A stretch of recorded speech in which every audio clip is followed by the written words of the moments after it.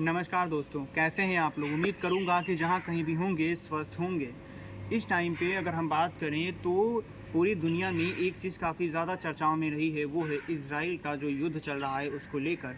लेकिन इस टाइम पे अमेरिका में कुछ अलग घटनाएं घट रही हैं। वहाँ के जो छात्र हैं, जो वहाँ पे जो स्टूडेंट्स हैं, उन्होंने काफ़ी ज़्यादा प्रदर्शन किया है पिछले कुछ दिनों में। और यहाँ पे अमेरिका की एक पोल खुल रही है जो कि वो सबको मानवाधिकारों के ऊपर यानी कि ह्यूमन राइट्स के ऊपर जो बयानबाजी देता रहा है उसको लेकर उसकी पोल खुल रही है। क्योंकि जब वो कहता है कि भारत में मानवाधिकारों का चाहे बात हो या फिर किसी भी देश में जब मानवाधिकारों की बात आती है तो सबसे पहले खड़ा हो जाता है, बोलने लगता है कि यहाँ पे मानवाधिकारों का हनन हो रहा है, ह्यूमन राइट्स छीने जा रहे हैं। लेकिन अब उन्हीं के देश में शायद ह्यूमन राइट्स छीने जा रहे हैं और ये सवाल भी होना चाहिए वहाँ के प्रशासन से कि क्या आपके देश में यानी कि यूनाइटेड स्टेट्स ऑफ अमेरिका में क्या इस टाइम पे मानवाधिकारों का हनन नहीं हो रहा है। जब छात्र आपके एक फ़ैसले को लेकर जब वो प्रदर्शन करते हैं तो आप उनको गिरफ़्तार कर लेते हैं। आपको मैं बता दूं कि जब आज मैंने सुबह अखबार पढ़ा था तो उस अखबार में एक घटना का ज़िक्र किया गया था कि जो एक भारतीय मूल की एक छात्रा हैं जिनको वहाँ पे जब वो प्रदर्शन कर रही थी तो वहाँ के प्रशासन ने रोका है उनको, जबकि वो खुद मानव अधिकारों की बात करता है, यूनाइटेड नेशन में जाके बात करता है यूएसए।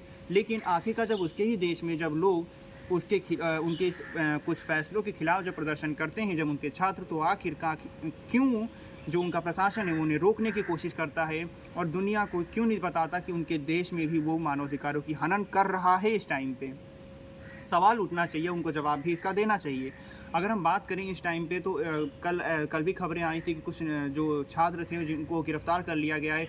वहाँ भी बहुत सारी जो यूनिवर्सिटीज़ हैं यूएसए में, वहाँ पे जो बच्चे जो पढ़ाई करते हैं उन्होंने अपनी सरकार यानी कि यूनाइटेड स्टेट्स ऑफ अमेरिका की जो सरकार है उनका जो समर्थन मिला है इजराइल को, उसके खिलाफ उन्होंने प्रदर्शन किया था और इजराइल के समर्थन को वापस लेने की बात कही थी कि इजराइल को समर्थन नहीं देना चाहिए यूनाइटेड स्टेट्स ऑफ अमेरिका को। इसको लेकर छात्रों ने प्रदर्शन किया था।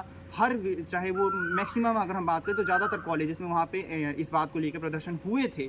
पिछले खास तौर पे कुछ दिनों में प्रदर्शन लगातार हुए हैं और उसको रोकने के लिए जो प्रशासन है वो आवाज़ दबाने के लिए शायद अब गिरफ्तारी पर भी उतर आया है, छात्रों को गिरफ्तार किया जा रहा है। तो हमारा सवाल होना चाहिए वहाँ की सरकार से कि क्या ह्यूमन राइट्स का हनन नहीं हो रहा है वहाँ पे। क्या आपके मानवाधिकार की जो बातें आप करते हैं, जो सबको ज्ञान देते हैं, यूनाइटेड स्टेट्स ऑफ अमेरिका जो सबको ज्ञान देता है कि मानवाधिकारों की रक्षा होनी चाहिए, तो क्या वो अपने देश में मानवाधिकारों का सम्मान करेगा?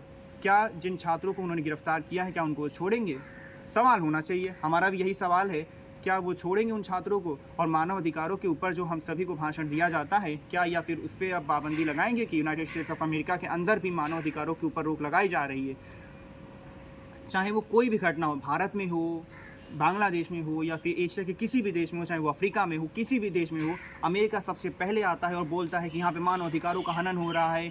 लेकिन अब वो क्यों नहीं बताता है कि मानव अधिकारों का हनन जो है उनके देश के अंदर हो रहा है? अगर नहीं हो रहा है तो उसके ऊपर भी क्यों नहीं खुल के बोलता? क्योंकि अब हर कोई सवाल उठा रहा है, जो रवैया है, जो वहाँ के प्रशासन का जो रवैया है उसके ऊपर, कि क्या जो वहाँ के छात्र हैं क्या उनको अधिकार नहीं है अपने जो देश के जो प्रशासन है उनके जो कुछ फैसले हैं उनके खिलाफ प्रदर्शन करने का भी अधिकार नहीं बचा है क्या उनके पास? अब सवाल होना चाहिए ये वहाँ के प्रशासन से। नमस्कार, मैं वीडियो को यहीं रोकूंगा। आप इस मुद्दे के बारे में क्या सोचते हैं कमेंट सेक्शन में ज़रूर बताइएगा। मिलता हूँ आपसे अब एक नए वीडियो में, तब तक चैनल को सब्सक्राइब, वीडियो को लाइक और अपने सभी दोस्तों के साथ शेयर जरूर करिएगा।